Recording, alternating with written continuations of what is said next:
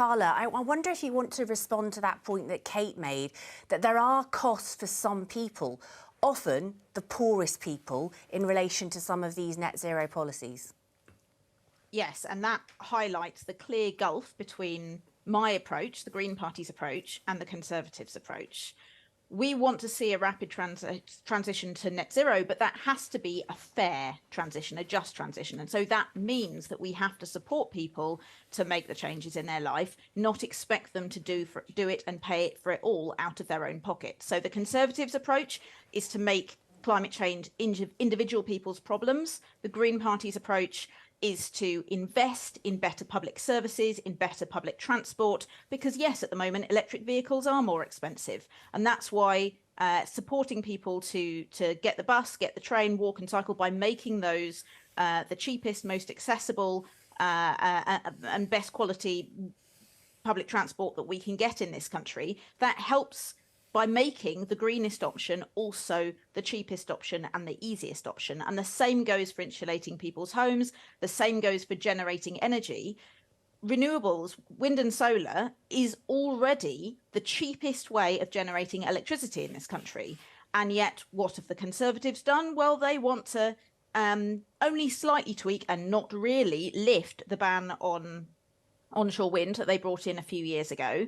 They have run their offshore wind auction at a level that nobody wanted to bid. So that's, doing a lot of harm to the previously pretty strong UK offshore wind industry. There's so many things the government could be doing that would be helping us to transition to net zero in a way that supports people's, quality of life.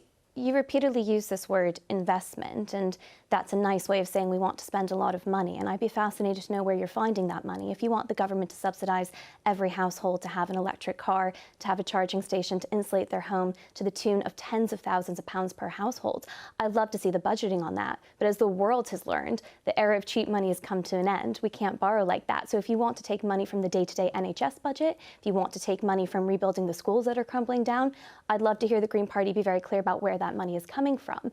We do need investment. That's why I don't really buy. That's why I don't really buy the idea that business is truly upset about what's being laid out today. Because if they believe that this technology is going to be beneficial in the future, they will keep investing. But I would love to hear from the Green Party specifically where it's finding that money. OK, Carla, if you want to come back, and then I have some of the quotes that have come through from business. So Kate doesn't believe them, but I could outline, outline well, to be clear, some of them I believe they're upset. I think they're upset because they were set, I think, to be in a position to take lots of subsidies. And frankly, if they think that this is the technology of the future, they'll believe that the payoff is down the road. They shouldn't be that upset about what is a quite small tweak. Carla, do you want to just come back briefly on how you would pay for this? Certainly. Well, I would start by taking away the billions of pounds of subsidies that the UK government is currently paying to the fossil fuel companies and to the aviation companies. That has to be the first thing to go.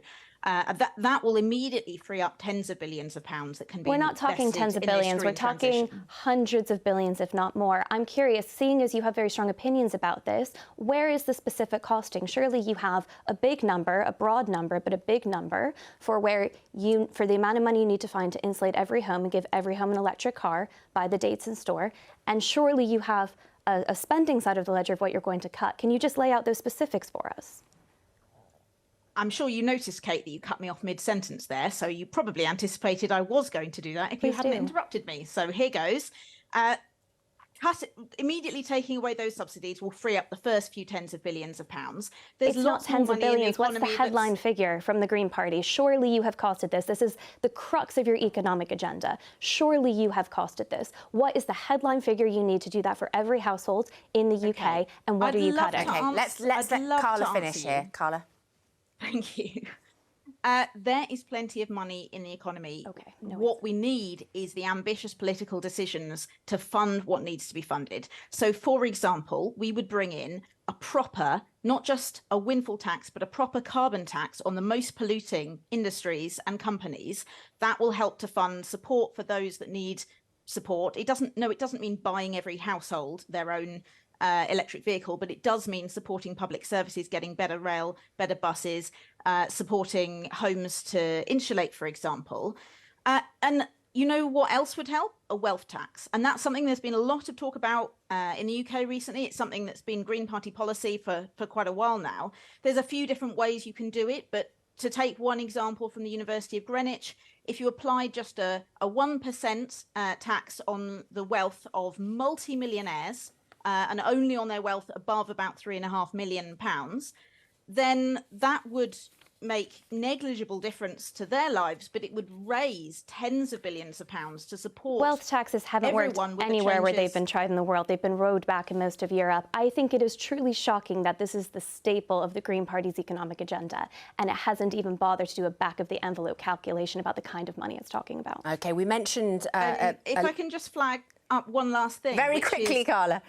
Kate will presumably be aware as an economics correspondent that the Office of Budget Responsibility itself has assessed that it will cost many, many times more if we delay climate action by 10 years compared to if we do it now. It'd be great for the Green Party to show us those the Green numbers. Party policies will save the country money compared to what the Conservatives we are mentioned doing, the negative. We mentioned the negative reaction from business. Chris Norbury, CEO of E.ON UK, said.